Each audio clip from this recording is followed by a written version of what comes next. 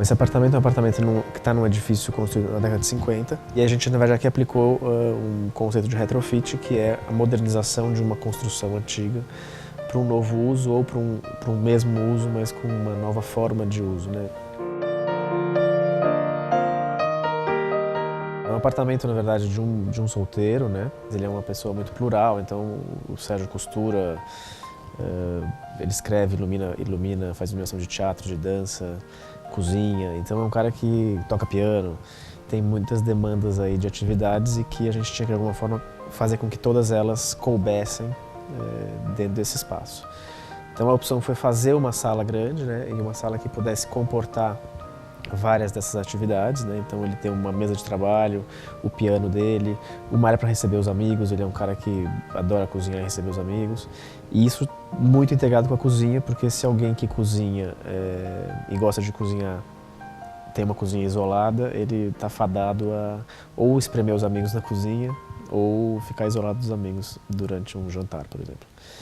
Então a ideia aqui realmente é que ele pudesse viver nesse espaço e num espaço muito adaptado para ele mesmo, assim. Eu acho que isso também é uma outra questão também sustentável, que é o conceito da adaptação, né? Quer dizer, um projeto que seja muito adaptado àquela pessoa. Isso porque uma das formas que a gente tem de não ser sustentável é o excesso de consumo, né? E se você não acerta o projeto, se você não faz um projeto que seja adequado a um cliente, ele vai começar a comprar, e comprar, e comprar, até ele achar que ele acertou. Inicialmente eu tinha pensado em fazer uma coisa muito simples, assim, né? Bem básica, tira a parede aqui e tal, não sei o que, e aí faz caixa, sai do apartamento e reforma. Mas aí a gente conversou, o Gustavo e eu, e deu muito certo, né? Gustavo, assim, pegou aqueles esboços que estavam ali e transformou num projeto. E aí, um pouquinho de fé, a gente fala assim, vai dar certo, vou conseguir, vai dar certo, vai aparecer o dinheiro. Então foi indo, quando eu vi o apartamento estava pronto. Foi um processo muito feliz, assim, fiquei muito satisfeito com o resultado. A tristeza é senhora, desde que o samba é assim. A lágrima clara sobre a pele escura, à noite a chuva que cai lá fora. O mobiliário que tem aqui é um mobiliário que veio vindo das casas, né? Assim, depois de um tempo que eu já estava aqui, eu troquei o tecido do sofá. Isso aqui também troquei o tecido. Objetos de qualidade, né? Por mais que o preço deles inicialmente seja um pouco mais caro, são móveis que podem durar uma vida inteira, né? E eu acho engraçado, assim, na casa da minha mãe, a mesa de jantar dela é a mesa de jantar que eu tinha 4 anos de idade e está lá até hoje, assim, né? De vez em quando a gente inventa essa coisa, assim, fala assim, ô mãe, troca essa mesa aí. Eu falo, pra quê? Pra que eu quero trocar? Pra ter outra? Tá ok, é uma mesa boa, uma mesa de qualidade, funciona super bem.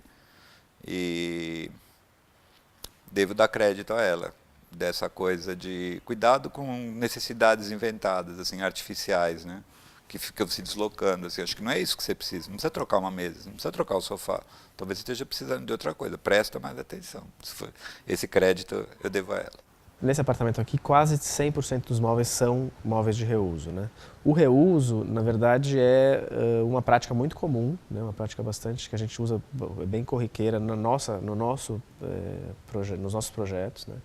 E aqui, no caso, a gente vai ter tanto sofás, cadeiras, poltronas, mesas, todas elas são de reuso e algumas são feitas a partir de material de reuso. Então, a gente tem uma mesa de jantar que ela é feita a partir de portas antigas de templo, por exemplo. Então, ela em si não era uma mesa, ela não tinha esse formato, ela não tinha essa forma, mas o material das portas foi transformado em mesa, e esse material é um material de reuso. Da mesma forma, a gente vai ter bancadas e um deck, os decks da varanda, que são feitos com cruzeta. As cruzetas são madeiras antigas dos postes, né? Então, a gente, na verdade, quando trocou os postes por postes de concreto e ferro, essas madeiras sobraram e aí elas começaram a ser reutilizadas. Então o reuso ele é muito interessante porque ele realmente me propicia a possibilidade de reduzir consumo, né? Não ter que comprar alguma coisa nova e esse material não vira descarte, né, também. Então isso também gera uma redução de resíduo, uma vez que esse móvel, esse material que está sendo reutilizado poderia estar no lixão, ou ser jogado realmente no lixo ou eventualmente até entrar dentro do ciclo da reciclagem. E a questão da reciclagem é que a reciclagem pressupõe o uso de energia para você alterar esse material e transformar ele em outra coisa. Então, de cara, ele já é menos sustentável do que o reuso.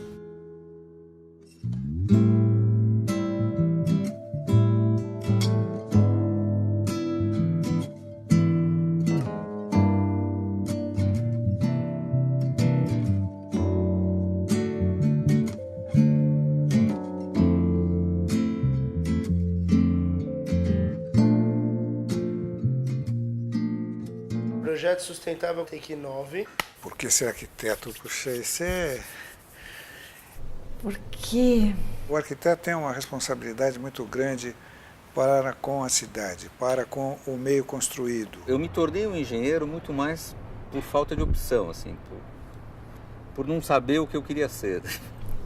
Pra brincar de Deus. O nosso trabalho é um trabalho coletivo, né? Abre trabalho para muita gente. Os operários, os mestres, quem trabalha nas indústrias. Na verdade, eu queria fazer matemática, achei que matemática era uma coisa muito árida e acabei parando na engenharia. E hoje eu não me arrependo, hoje eu acho que eu sou um engenheiro em tempo integral.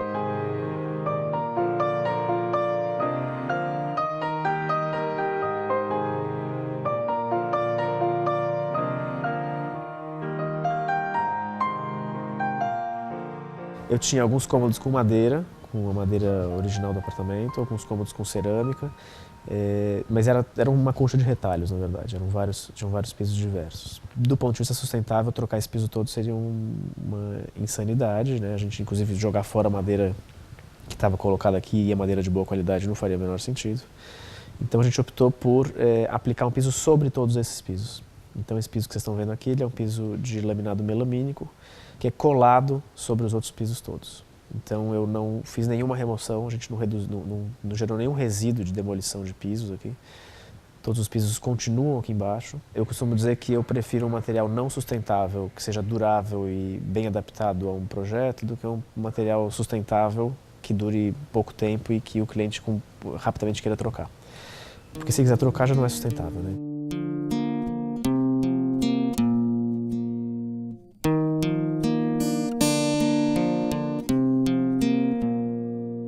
E o que eu gosto de pensar nessa reforma, que foi uma reforma de subtração, né? Nós fomos tirando, assim, tira isso, tira essa coisa, tira essa parede, tira aquilo, tira o reboco da parede, vamos ver, achamos esse tijolo, que não era uma ideia original do projeto, né? Foi um achado. Os tijolos, eles são tijolos da construção, quando a gente fala de tijolo aparente, na verdade, a gente está falando de um revestimento, né? No caso aqui, eles não são revestimento, eles são os tijolos originais dessa construção. Então tem aqui uma opção estética por revelar as estruturas também, né? Então a gente revela todas as estruturas de concreto, pilares e vigas são todos descascados.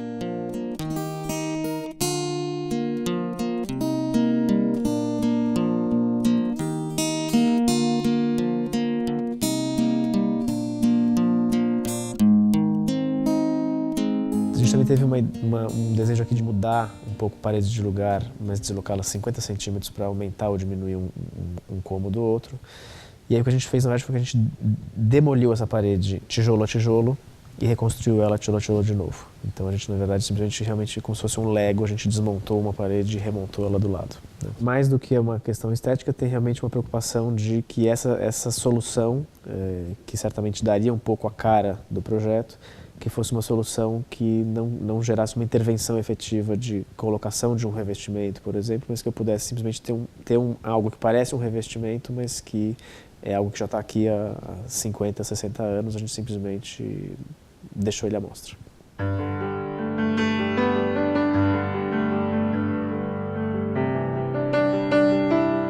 Tem uma série de estudos que dizem que se você tem uma área verde próxima às janelas de uma construção, ela tende a diminuir 2 graus a temperatura desse microclima que ela cria, né? E se você tem uma construção com ventilação cruzada, a tendência é que essa temperatura arrefecida, né, essa temperatura mais baixa, entre dentro do ambiente no momento, por exemplo, que a ventilação passa pelo jardim e traga para dentro da casa. Né? A gente consegue, a partir dessa evaporação que a gente vai criando de vários jardins, reverter um pouquinho o processo do excesso de concreto e asfalto que a gente tem nas cidades. Tinha, na verdade, duas preocupações no terraço. Uma é a gente realmente não gerar resíduo. A segunda é que todo o terraço, toda a varanda externa, ela é impermeabilizada. Se você faz uma demolição do piso que existe lá, e no caso aqui era um piso cerâmico, eu automaticamente tenho que fazer de novo a impermeabilização. Então a gente optou por não mexer nesse piso cerâmico, deixar ele lá e colocar elementos sobre ele que mudassem a cara desse terraço. Então são elementos que a gente vai lá e coloca sobre esse terraço e que eles têm muito uma toada que a gente costuma dizer hoje em dia que é máxima transformação com mínima intervenção. Foi uma mudança assim, um pouco assim, em busca de um sonho, assim, quero um terraço, quero uma varanda, quero ver sol, né, dentro de casa, assim. E também essa coisa de ter um apartamento que ficasse um pouco mais semelhante à ideia de uma casa, né? Tú me acostumbraste a todas esas cosas y tú me enseñaste que son maravillosas. A sustentabilidade, o grande preceito dela, a gente tem os três preceitos que são os 3 R's, né? Redução, reuso e reciclagem. Essa ordem não é uma ordem à toa, ela é uma ordem que realmente determina qual é o mais importante e qual é o menos importante, né? A redução é o mais importante de todos, então tudo que eu puder fazer num projeto que reduza consumo ou reduza energia tende a ser mais sustentável, né? Inclusive eu considero a reciclagem, na minha opinião, reciclagem é redução de danos. Reciclagem é uma vez que eu já consumi, já fiz aquilo lá, já precisei daquele material e daquela energia, eu vou tentar, de alguma forma, tentar fazer com que aquilo lá vire outra coisa, né? E aí o reuso fica bem no meio dessas duas coisas, né? O reuso está exatamente entre a reciclagem e a redução. O reuso é muito legal porque o reuso pressupõe redução, né? Quando eu utilizo, por exemplo, móveis que são antigos, né, tem 30, 40 anos, foram reformados, reciclados e têm uma vida nova, eu, na verdade, eu deixo de comprar móveis novos. Então há uma redução de consumo automática nisso. Também eu acho que isso é reflexo de uma coisa que a gente ainda não vê muito decréscimo, que é uma quantidade excessiva de desejos, né? Todo mundo deseja tudo, o tempo todo, sempre, e tem que ser atendido naquele momento. Então, assim, você precisa comprar muita roupa, você precisa ter muitos sapatos, você precisa trocar de carro, trocar de televisão. Você continua achando sempre engraçado, assim, você ter uma coisa dentro de casa e fala assim, não, é muito mais barato você jogar lá no lixo e comprar uma nova do que você mandar consertar uma coisa, né? Então, eu fico imaginando, você tem essa fantasia assim, dos milhões de eletrodomésticos, colchão que tem uma mancha, você não consegue limpar, e móveis que não vale a pena nem reformar. E a gente está produzindo um mundo com muito lixo, né? Costumo dizer que a sustentabilidade é como no seu prédio, quando você vai pagar o seu condomínio, e aí você faz o rateio do 13º do pessoal. Você pode escolher pagar tudo no final do ano ou você pode fazer ir amortizando isso mês a mês, né? A lógica da sustentabilidade é a gente pagar o preço da nossa estada nesse planeta mês a mês, né? E o que a gente tem feito, na verdade, é o inverso, né? A gente não paga mês a mês para um dia pagar no final desse ano aí, que nós não sabemos muito bem quando é que vai chegar, mas está próximo, né? Então, eu acho que a lógica é essa, assim, a lógica realmente é, então, necessariamente é mais caro. E é mais caro não porque ser sustentável seja mais caro ou porque o produto é mais caro porque esse cuidado é mais caro, esse zelo com o meio ambiente é mais caro. A tristeza é senhora, desde que o samba é assim. Eu entendo um pouco a casa assim como o quarto, né, que é um espaço muito íntimo e o resto da casa como uma interface entre o mundo externo, assim, onde fala assim, quem são as pessoas que estão circulando aqui dentro, né? Assim, gosto da ideia que as pessoas habitem a casa, que eu não fique também tão só dono do meu espaço, assim, a bola é minha, só eu brinco nela. Mas vezes alguma coisa acontece no quando agora em mim. Cantando eu mando a tristeza embora. O samba ainda vai nascer, o samba ainda não chegou. Eu também, olhando panoramicamente pela casa, eu acho uma casa cheia de quinquilharia demais. Assim, ao longo da vida, assim, você vai colecionando um monte de objetos que estão ligados ao afeto das pessoas, recebe um presente, e aí as pessoas também têm essa coisa que vai se retroalimentando, né? As pessoas olham e falam assim, ele deve gostar de coisinha, assim, então vem, já traz mais um. Aí você fala assim, nossa, adorei, mas mais uma coisa, né? Onde vou enfiar isso aqui agora, né? Mas do conjunto também, por outro lado, eu gosto, porque é uma mistura de muita coisa diferente, né? Tem muita coisa que, assim, eu jamais pensaria em pôr, jamais pensaria em ter. E acho engraçado ter e pensar assim, é um jeito da pessoa estar presente aqui dentro da minha casa, né? Volto um pouco para aquela ideia inicial que eu te falei assim, talvez eu não queira uma casa que seja tão minha, sabe? E também não quero uma casa de design, né? Assim, sabe, que tem uma bancada branca com um vaso lilás lá na ponta, iluminado por trás, assim, com contra-luz amarelo, sabe? Muito conceito, é bonito, mas não sei se eu quero morar num lugar conceito, né? Senão eu também começo a me achar que eu sou uma pessoa conceito e aí vai mal. Cantando eu mando a tristeza embora.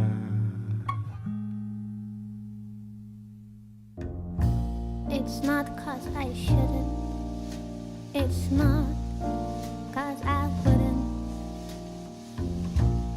And you know, it's not 'cause I couldn't. It's simply because I'm the laziest gal in town.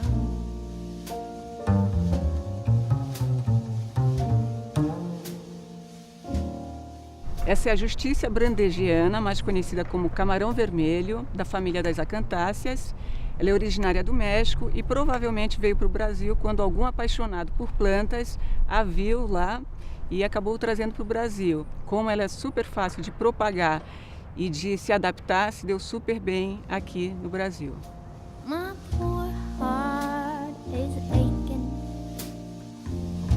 to bring home some bacon. And when I find myself alone and forsaken, it's simply because I'm the laziest gal in town. É uma planta que ela se adapta praticamente em todos os lugares, né? Você pode encontrar em vários estados do Brasil, só não muito lá no sul, onde tem geadas muito fortes. É uma planta super rústica, né? Ela não tem grandes necessidades, um solo fértil, então é sempre bom de vez em quando colocar um pouco de humus, né? Molhar quando a terra estiver seca. Ela é super legal para fazer bordaduras, cercas vivas. Como é uma planta que não fica muito alta, ela é uma herbácea que atinge até mais ou menos 1 metro de altura. Então ela é ideal, por exemplo, para colocar embaixo de janelas, né, no meio dos jardins, fazendo canteiros. I don't know you, but I want you all the more for that. É uma planta que chama muita atenção porque ela floresce praticamente o ano inteiro, né? E como ela tem flores na planta inteira, desde a base até o topo da planta, ela dá uma alegria para os olhos, né? Então, a primeira vez que eu vi, eu falei, nossa, que planta é essa? Take this sinking boat and point it home. We've still got time. Então, o que todo mundo chama de flor, na verdade, são brácteas, ou seja, folha modificada, né? Se a gente pegar uma folha normal e uma bráctea, a gente vai ver que elas são iguais, só que uma é vermelha e a outra é verde, né? E essas brácteas, elas servem para proteger a flor que está aqui dentro, que é branquinha, tubular, e atrair também agentes polinizadores. O camarão vermelho é super fácil de se multiplicar através da estaquia. né? Ou seja, pegar um pedaço do galho, cortar em diagonal, que a gente chama de bisel, para você ter uma área maior para o enraizamento. É importante também retirar as folhas, porque esse galho não tem raiz, então o abastecimento de água está prejudicado. E essas folhas elas vão perder água e a planta vai desidratar. Então o ideal é deixar algumas folhas só para a gente saber que planta que a gente está reproduzindo. Então isso aqui é uma estaca, né, com algumas gemas. Na hora de plantar, a gente vai enterrar mais ou menos 1/3 dela. O que a gente usa normalmente é 50% de areia, 25% de composto orgânico e 25% de terra vermelha. Dentro de uns 2 meses mais ou menos, principalmente se for feito na época certa, que é a primavera, né, essa multiplicação, em 2 meses ela já enraizou e pode ser transplantada ou para o canteiro ou para um vaso.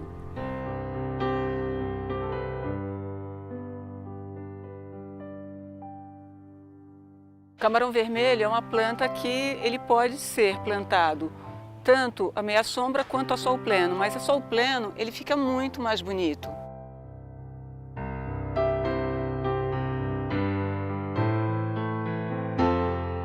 O que eu acho muito interessante nessa planta é que ela é super generosa, né? Além de dar uma alegria para os nossos olhos quando vê um canteiro desse, você sempre olha e tem um pássaro se alimentando.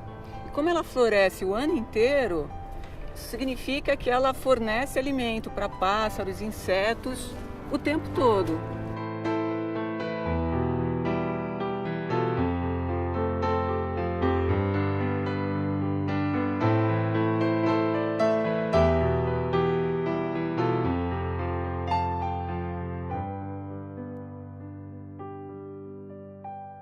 É assim, é curioso, né? As pessoas normalmente não sabem que planta é essa, mas sempre fotografam, né? Acho que vai pro álbum sem nome.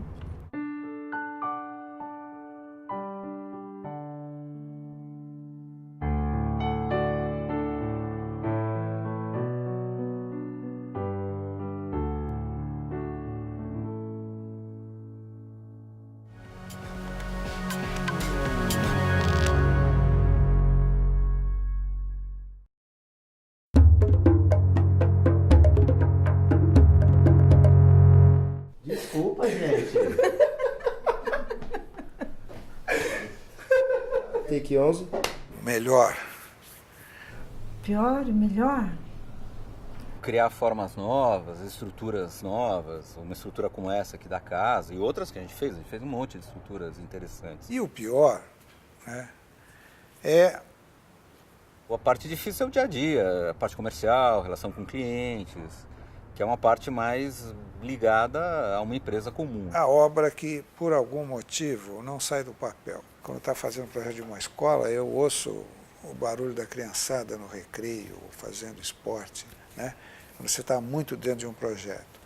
Então, você se envolve, você vive antes uma certa realidade. E, às vezes, tudo isso daí é abortado. Então, isso é triste. Melhor é o cliente feliz. Pior é o cliente infeliz.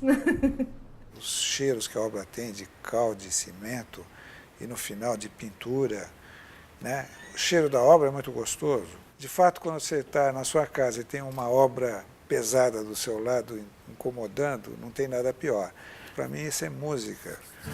O barulho da obra, até o barulho da obra é legal.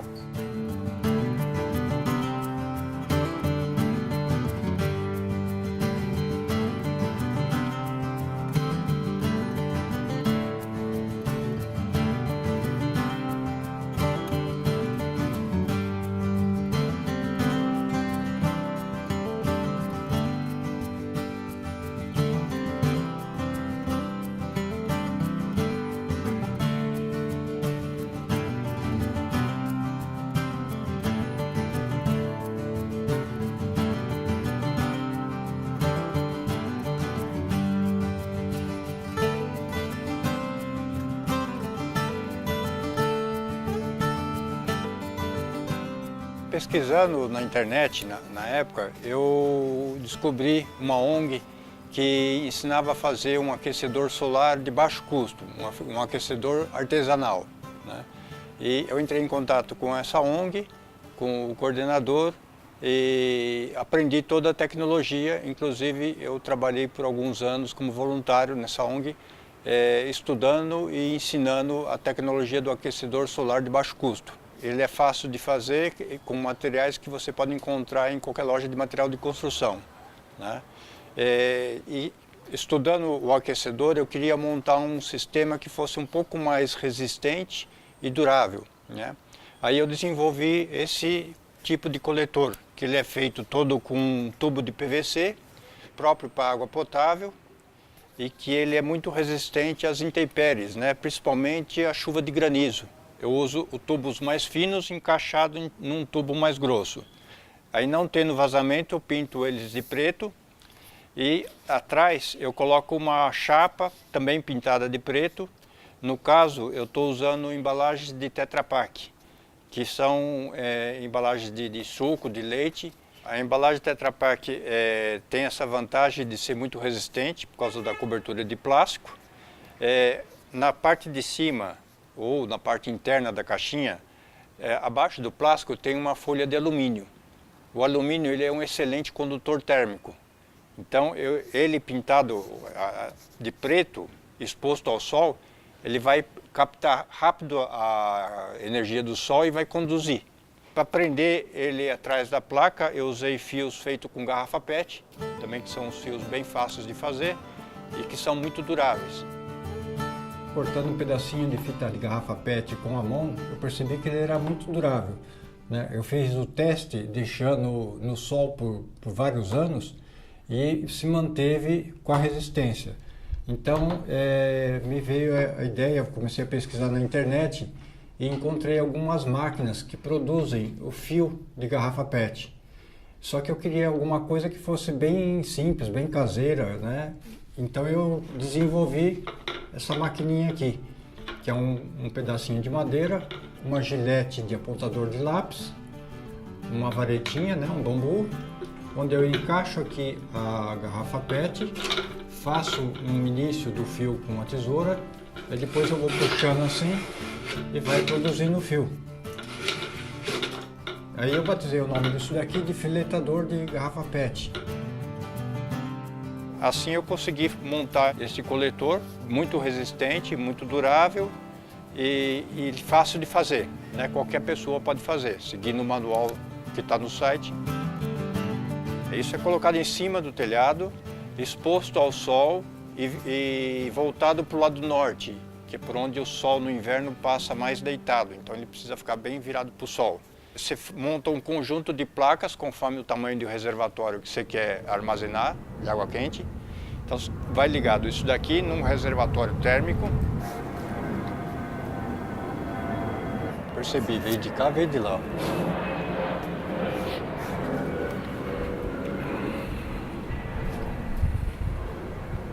Tem um horário que passa mais avião aqui? O aeroporto ele tem uns ciclos, né?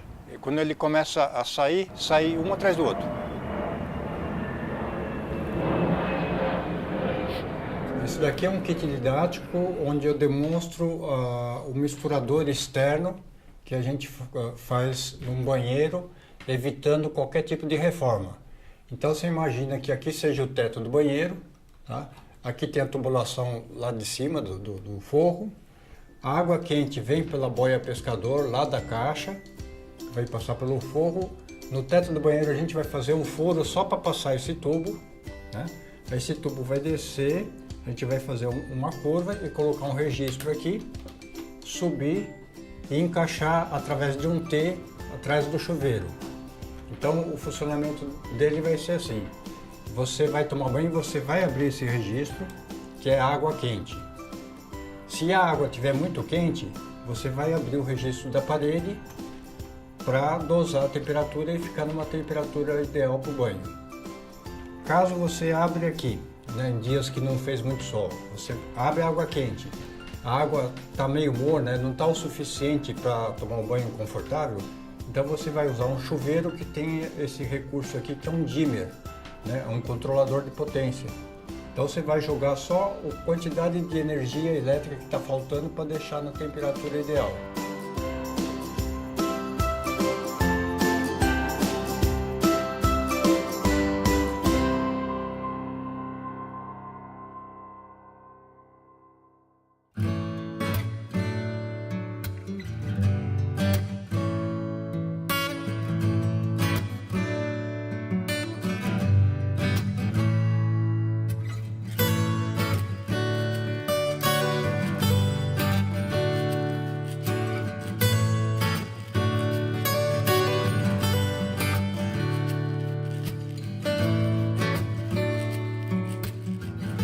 Um dos grandes desafios de produzir peças de madeira curvada é porque elas dependem de um molde. Os moldes são a matriz de todas as peças que eu e o Jaque desenvolvemos. São moldes macho e fêmea.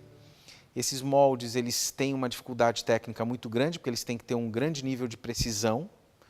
E esses moldes eles fazem com que a forma que a gente consegue seja realizável, porque muito que se coloca no projeto a gente não consegue reproduzir na vida real.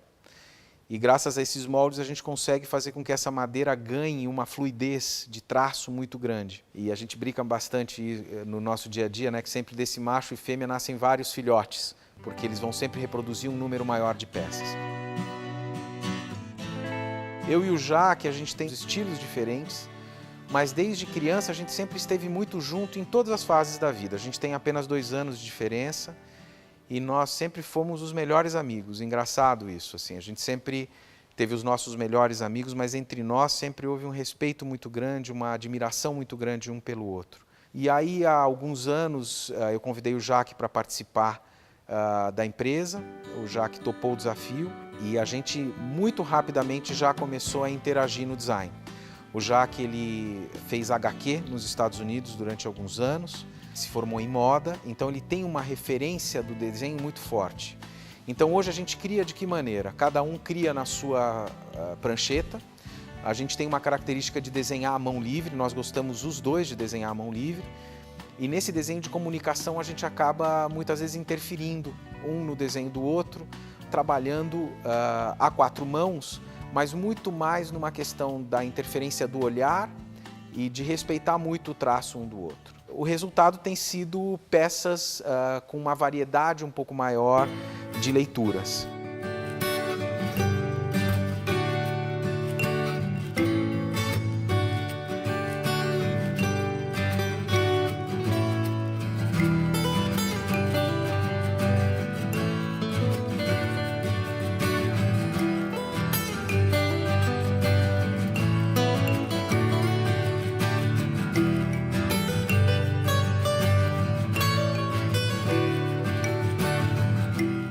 A Espaço Doble ela tem um nível de instabilidade ao olhar muito grande. A gente olha e acha que ela vai virar.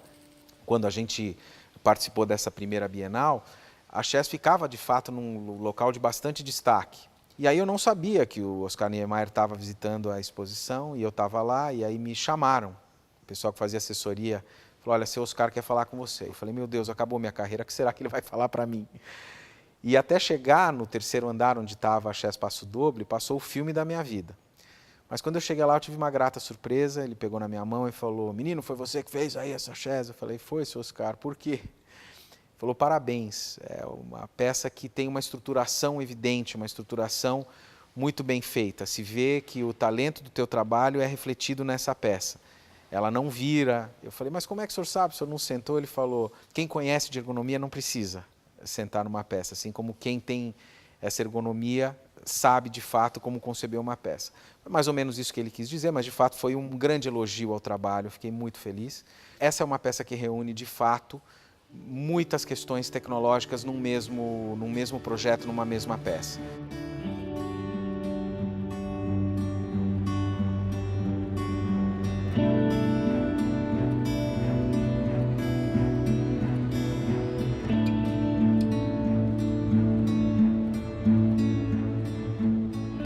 Cadeira é o grande desafio do designer, porque a cadeira ela tem uma característica de receber o ser humano, né? Quer dizer, quando você senta numa cadeira, você pode sentar muito bem, você pode sentar muito mal. Então a cadeira, ela de fato, ela é o objeto de desejo do designer, e quando ele concebe uma cadeira com sucesso, uma cadeira que tem esses valores todos reunidos, a ergonomia, o design, ele acaba se sentindo realizado. Então eu te diria que hoje, no passado e no futuro, o grande desafio sempre vai ser conceber cadeira.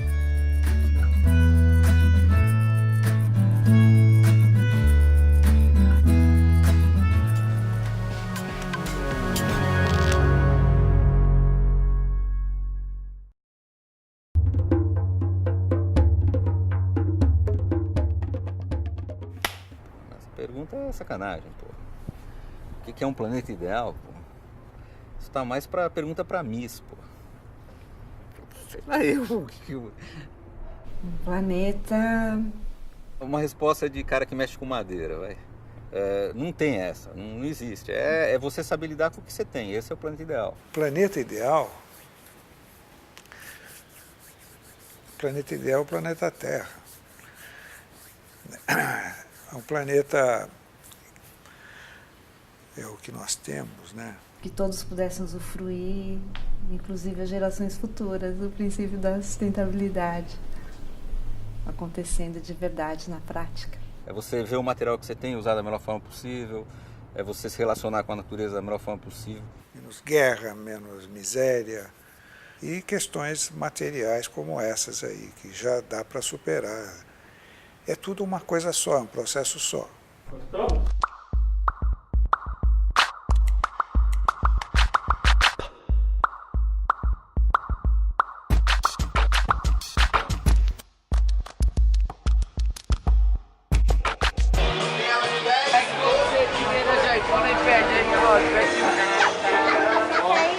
Vai sair na Globo, mano? Vai pra tirar.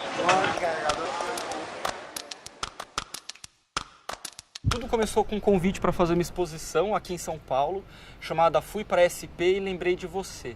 Então a ideia foi escolher 3 ícones do design brasileiro, né? Então tem uma cadeira da Lina Bobadi, uma cadeira do Sérgio Rodrigues e uma do Carlos Mota, ícones do design. E aí eu trouxe esses objetos para dentro do escritório, modelei eles em 3D, e aí eu fui para 3 periferias de São Paulo coletar sons. E aí o que eu fiz foi misturar o arquivo digital de uma cadeira com o arquivo sonoro. O software vai gerando uma curva, né, que é um desenho bidimensional, e aí o que eu faço é muito simples, eu pego essa curva e rotaciono essa curva, então ela vira uma forma tridimensional. A gente pegou a cadeira da Lina, que é a cadeira girafa dos anos 80, pegou o som que eu gravei caminhando na rua Santa Efigênia e a gente misturou. Então o resultado é um modelo tridimensional que ele é completamente alterado. Esse modelo tridimensional é enviado pela internet para a Bélgica e ele é feito por impressão 3D.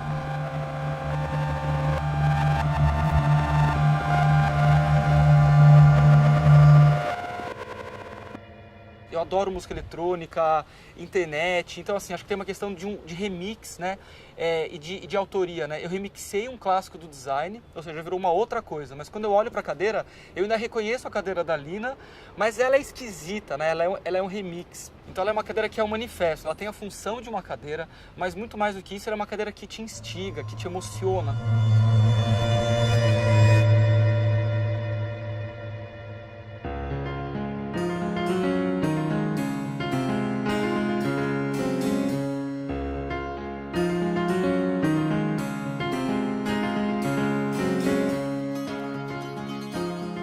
As pessoas, primeiro elas estranham, né? Elas param para olhar a cadeira, elas tocam, elas querem ver que material é, elas não sabem direito se é carvão, se é madeira, mas na verdade ela é ABS e ela é impressão digital, né? Então ela é uma tecnologia nova.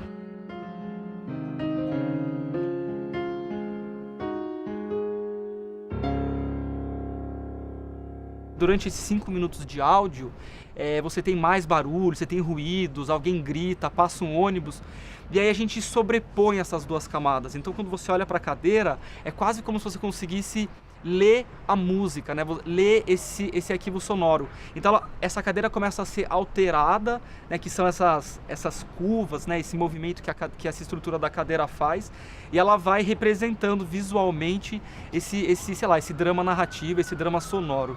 As pessoas falam, mas esse lugar aqui é mais alto, será que teve um grito, teve um ônibus? Provavelmente.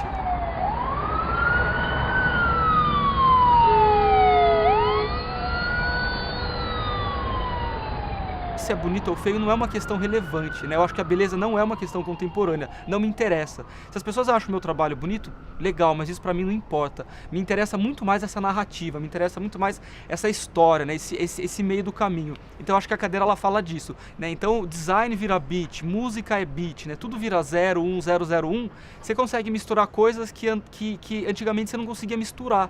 Então, por exemplo, você mistura um arquivo sonoro com uma peça tridimensional.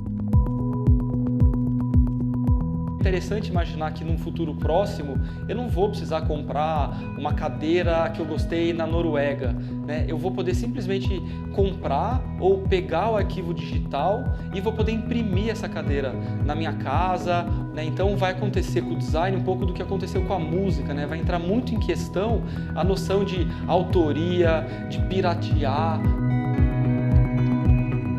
Uma outra coisa importante no meu trabalho que é tentar refletir um pouco sobre Brasil, sobre brasilidade, né? Mas tentar trazer a questão da brasilidade para os meus projetos de uma maneira, sei lá, um pouco mais questionadora do que o clichê, né? Eu acho que assim, falar de Brasil não é só samba, futebol, mulata, farofa, caipirinha, né? A gente é isso, mas isso é uma parte, é só uma parte do que a gente é hoje, né? Eu acho que o design contemporâneo brasileiro deveria falar de outras questões brasileiras. Então, ela, apesar dela ser uma cadeira preta, né, impressa em 3D na Bélgica, eu acho que ela é extremamente brasileira, né? E ela foi reconhecida lá fora como algo muito brasileiro, né? Então acho que isso para mim é algo bastante relevante também.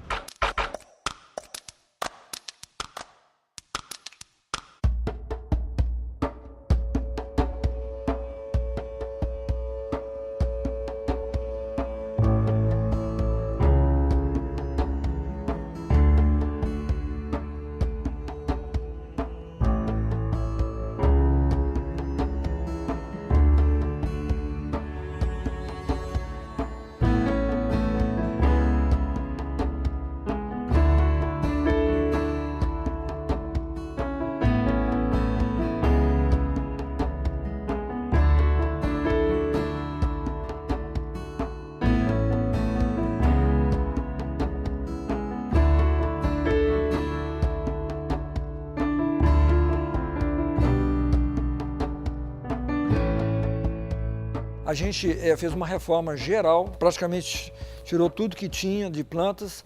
Já existia piscina, existia um meio muro e uma quadra de tênis, ou uma quadra poliesportiva, não sei direito qual era a quadra, e um gramado simplesmente. Então a gente tirou o muro, arrancamos a quadra, rebaixamos o terreno, fizemos uma preparação muito bem feita do terreno. A gente abriu essa parte toda da arquitetura que existiam as paredes para unificar de um lado ao outro, entendeu?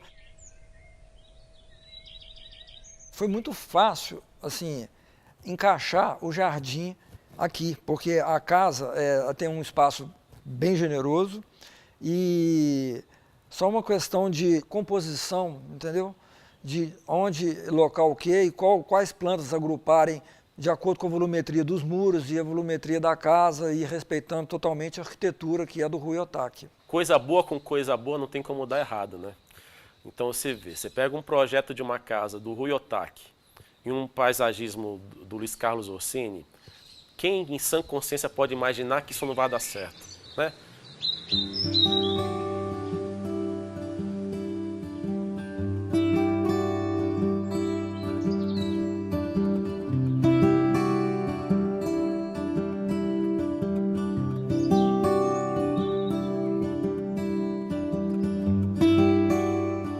Na Mostra Black, que também era aqui no bairro, na verdade a procura de um paisagista que não era o Orsini, que eu queria ver o espaço dele.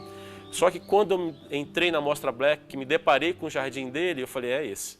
Num primeiro momento ele havia vendido o jardim para uma loja em Campinas, a uma parte do jardim. E de verdade torci muito para que isso não vingasse, né? E eu acho que meu santo foi forte. Eu recebi uma ligação dele dizendo: Francisco, consegui fazer um projeto diferente para aquela loja de Campinas e você vai poder ficar com todas as plantas da amostra que você tanto quer. Pô, aquele dia fiquei assim, falei, não acreditei. Saí de casa, a amostra estava fechada já, que ele me ligou à noite, e eu fiquei, porque eu moro a 2 quadras dessa amostra que eu estou me referindo. E eu fiquei passando pela frente da casa, olhando as plantas e assim, tendo uma sensação de conquista muito boa. Cantei o vigia, ele já me conhecia de tanto que ele me via lá, ele tirou a corrente, me deixou entrar. E aí eu fiquei fotografando as plantas, entendeu? Trazia para casa, voltava lá, e sim, eu namorei esse jardim inúmeras vezes até que eu pudesse trazer ele para cá. Então é assim, foi uma... Se eu puder enumerar na minha mão 10 conquistas na minha vida, essa com certeza é uma. Luz do sol que a folha traga e traduz em verde novo, em folha, em graça, em vida, em força, em luz. Céu azul que vem até onde os pés tocam a terra e a terra inspira e exala seus azuis. Reza, reza o rio, córrego pro rio, o rio pro mar. Reza a correnteza, roça, beira, doura, areia. Marcha o homem sobre o chão, leva no coração uma ferida acesa. Dono do sim e do não, diante da visão da infinita beleza. Finda por ferir com a mão essa delicadeza, a coisa mais querida. A glória da vida.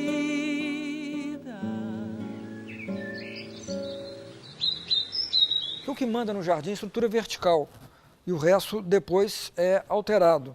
Isso até em jardim novo, o que importa é a estrutura, porque a parte que vem, que é o subbosque, que é a parte média, essa parte ela sempre vai estar sofrendo transformações, porque o jardim vai gerando sombreamento, então isso aí tem que estar sempre em mutação, entendeu? Eu chamo esse paisagismo aqui de paisagismo inusitado porque ele tem misturas de plantas que são realmente pouco utilizadas e quase incomuns. A gente trouxe plantas que são do México, que são da África do Sul, que são das Ilhas Canárias, e a gente mesclou tudo isso de uma forma harmônica, trabalhou com esses volumes em condições de harmonia entre eles. Eu sei o nome de cada uma, pô, decorei. Anotava o nome para saber falar, porque eu achava bacana. Exibia o meu conhecimento, né, de tudo isso que aconteceu aqui. Então eu explicava como é que ela tinha sido plantada, tinha sido misturada areia dentro da terra, que isso para mim era uma coisa inusitada também, né? Descarregaram uns caminhões de areia aqui, eu falei, areia? Eu vou plantar coqueiro? E então eu tinha acumulado essas informações e eu queria passar para meus amigos. Naturalmente que eles não tinham o menor interesse de saber disso, né? Eles só queriam olhar e porque eles achavam bonito. Mas eu queria contar e eu contava. Era mais uma forma de eu prendê-los mais tempo olhando o jardim, era contando como é que foi feito, né?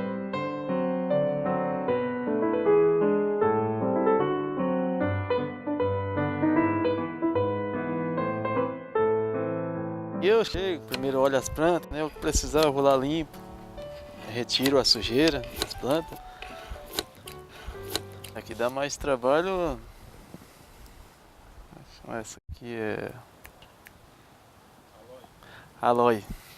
Aloe é que dá mais trabalho para você limpar as folhas dela, que ela tem muito pinico, né? Ela fura a gente bastante, né? Não ter cuidado de puxar ela, fura a gente bastante as folhas dela. É uma planta típica da África do Sul e se você olhar para ela, ela parece uma escultura, né? Ela está agrupada de uma forma diferente aqui, mas ela sozinha ela já é muito bacana, então ela me chamou muito a atenção. Ela tem um aspecto de planta misturada com bicho, parece que é um monstro, né? Alguma coisa, um ETzinho assim. Eu achei ela bem bacana.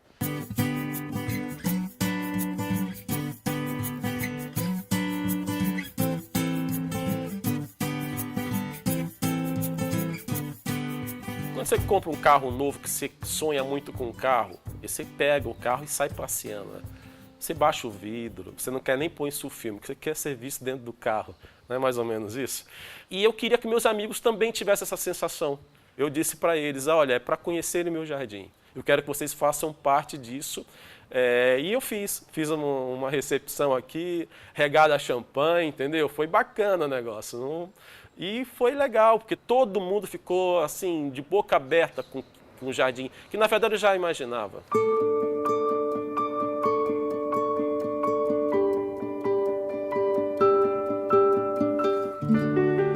Eu já imaginava que as pessoas fossem ter essa reação, porque assim, modéstia é uma coisa que a gente tem com as criações da gente, né? Agora, o fato de eu ter esse jardim tão lindo, não me força a ser modesto de forma nenhuma, porque eu estou exibindo, na verdade, um trabalho de um artista, né? Minha referência sempre foi Roberto Burle Marx, que é um ícone no paisagismo não só brasileiro como mundial, e que abriu as portas para o paisagismo brasileiro no mundo, entendeu? Pela sua desenvoltura e pela descoberta de plantas, e ele trouxe plantas do cerrado, ele trouxe plantas que não existiam no paisagismo, trouxe para dentro do paisagismo e ensinou que o paisagismo tinha que ser feito com arte, realmente isso, entendeu?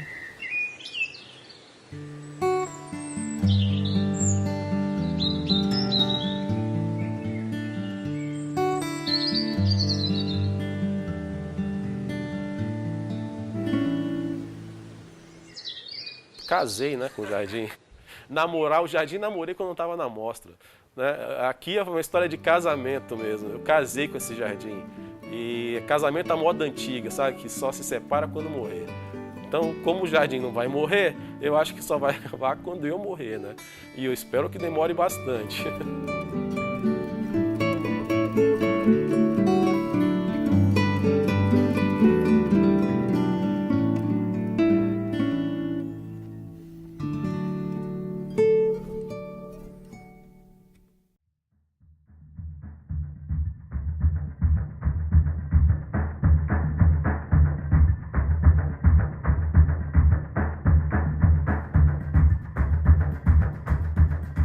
Comecei a ficar incomodado e buscar soluções para ver se era possível compostar em casa. Não, andei muito de jegue atrás de madeira, de mula. Provavelmente não comer carne seria um protesto maior em relação à destruição da Amazônia do que você não usar madeira, entendeu? Seria mais efetivo do ponto de vista econômico. Aquele calor, era 11 da noite, durante a semana o pessoal tomando banho de piscina, eu falei, não, a gente ainda chega lá.